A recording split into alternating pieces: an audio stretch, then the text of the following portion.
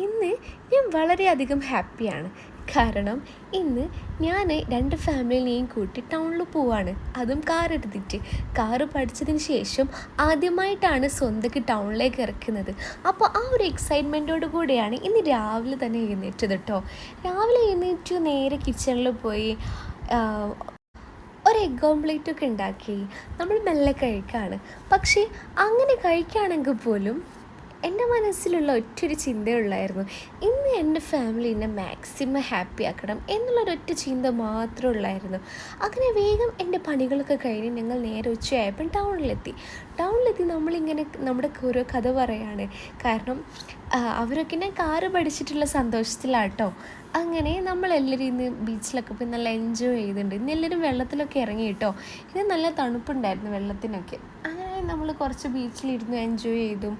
അങ്ങനെ പിന്നെ വിചാരിച്ചു, ഫസ്റ്റ് ടൈം അല്ലേ, അധികം ലേറ്റ് ആവണ്ടെന്ന് വിചാരിച്ചു. ഇന്ന് നടി ശോഭന ടൗണിൽ വരുന്നതുകൊണ്ട് തന്നെ കുറച്ച് അല്പം തിരക്കുണ്ടായിരുന്നു. പിന്നെ ഞങ്ങൾ നേരെ ഫുഡ് കഴിക്കാൻ പോയി. അവർക്ക് ഇഷ്ടപ്പെട്ട ഫേവറേറ്റ് ഫുഡൊക്കെ വാങ്ങിച്ചു കൊടുത്തു കേട്ടോ. കാരണം എൻ്റെ സാലറി കിട്ടിയിട്ടുള്ള ഫസ്റ്റ്